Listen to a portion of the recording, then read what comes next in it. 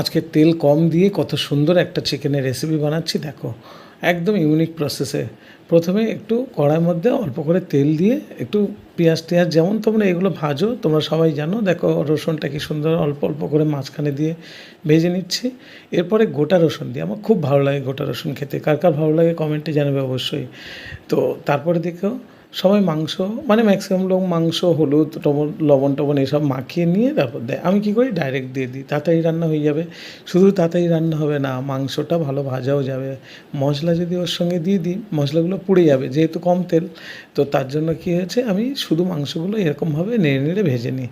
আর এই ভাজার পরে দেখো কম তেল বলে তেল কম থাকবে, তার জন্য কী হয়েছে, আমি ওই মশলাগুলো হলুদ, লঙ্কা, এই সমস্ত যে মশলাগুলো, গুঁড়ো মশলা, সেগুলো একটা জলের মধ্যে গুলে নিয়ে আমি মাংসের মধ্যে ঢেলে দেবো। দিলে এতে কী হবে, মশলাটা আর পুড়ে যাবে না, খুব সুন্দর একটা কষা কষা হবে। তো এই মশলাগুলো আমরা, এই তেল ছেড়ে দিয়েছে চিকেনের, দেখো চিকেনটাও ভাজা ভাজা হয়ে গিয়েছে, আঁশটা গন্ধটাও কেটে যায়। এইবার আমি ওই মশলাগুলো ঢেলে দিয়েছি। আর হ্যাঁ, ভালো কথা, আলু আমি ভেজে দিই না, তেল বেশি লাগবে, তার জন্য আলু, কাঁচা আলু উপর থেকে ঢেলে দিয়ে একদম কষাবো। মাংস, আলু, লবণ টবণ সব দিয়ে অনেকক্ষণ ধরে কষাবো। কষাতে কষাতে যেহেতু অনেকটা জল দিয়েছি, জলটা যতক্ষণ না মরবে ততক্ষণ কষাবো, এতে তেল কম লাগে। এইভাবে কষিয়ে কষিয়ে কষিয়ে কষিয়ে যখন শুকিয়ে আসবে, তখন কি করব, ওপর থেকে পেঁয়াজ একটু রিং রিং করে কেটে ছড়িয়ে দেবো।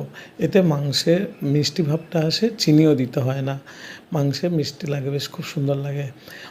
আর কী হবো, একটু গরম মানে ঘি দেবো। আর এই ভাজা মশলা সব দেখতে পেয়েছো, এই মশলাটা একটু ভেজে নিয়ে গুঁড়ো করে দেবো, এটাই হচ্ছে কি টেস্টটাকে বাড়িয়ে দেবে মাংসের। আর হ্যাঁ, গুঁড়ো লঙ্কা কম করে দিয়েছি, তার জন্য কাঁচা লঙ্কা আর একটু ভাজা মশলা দিয়ে আমি ভালো করে কষিয়ে নেব। দেখো কত সুন্দর হয়েছে, কম তেল হলেও খুব সুন্দর তরকারিটা হয়েছে।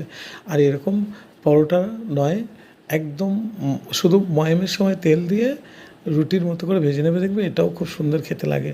খুব হেলদি খাবার, তেল কম পরোটা, এটা দিয়ে আমি আজকের এই রেসিপিটা খাবো।